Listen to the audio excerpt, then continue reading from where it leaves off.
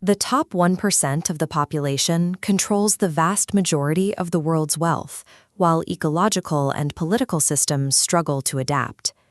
Our current democratic and financial institutions are under immense pressure from their own internal contradictions. Geopolitical friction eventually produces a physical result. High-rise apartment blocks reduced to blackened concrete, with holes punched through their centers where neighborhoods once existed. This instability falls hardest on those with the least protection. Families and young children spend their days sitting in the dirt, caught between borders they cannot cross and homes they can no longer inhabit. When modern institutions fail to address these needs, the focus of billions shifts towards ancient religious prophecies. These stories promise that a returning savior will arrive to resolve the systemic failures of the human race. Christians await the return of Jesus. Muslims await the Imam Mahdi. Jews anticipate the Mashiach, and Hindus expect the Kalki avatar. An esoteric global movement claims that these disparate titles actually refer to a single individual, Maitreya, the world teacher. They believe he has already arrived. This movement asserts that Maitreya has lived within modern society since 1977. Rather than holding formal press conferences, he reportedly appears to specific groups at critical moments, most notably in 1988, when he allegedly materialized before 6,000 people at a prayer meeting in Nairobi. He delivers a specific socio-economic strategy intended to prevent human extinction. It is a plan for survival rooted in a fundamental shift in how the planet's resources are allocated. The process for survival relies on a specific chain of events. Sharing resources creates the conditions for justice, which then makes a stable peace possible.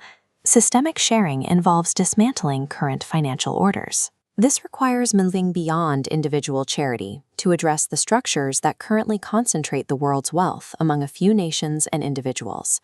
The goal is to establish a global guarantee for 4 basic human needs: food, shelter, healthcare, and education. By ensuring these baseline rights for every person on Earth, the current economic status quo is intentionally replaced with a system of total resource reallocation. This redistribution of wealth is linked to a concept the movement calls accelerated karma. This process forces immediate consequences for colonial occupation and exploitative practices. When unjust institutions can no longer sustain themselves, the era of the free ride for privileged nations and individuals comes to an end. When resources are shared globally, the primary cause of conflict, the fight for survival, is removed. Without favoritism for any single race or religion, the cycles of retaliatory violence finally lose their momentum. Failing to achieve this balance leads toward a different conclusion. Without a global leveling of resources, the competition for what remains will eventually trigger a collective nuclear suicide.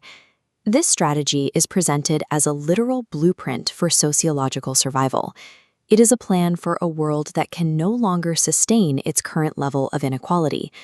The introduction of this message creates a profound friction within global society, a phenomenon described as the sword of cleavage. This tension removes any comfortable middle ground.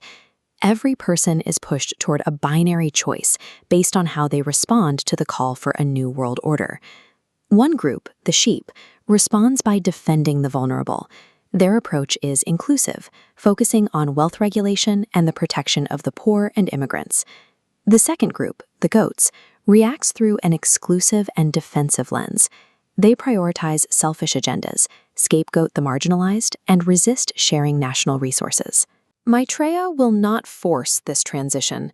His public emergence is dependent on the free will of humanity and an organic shift towards his plan. As the systems we rely on continue to fray, every individual is eventually forced to decide: will you support a world of universal sharing or retreat into the protection of your own group?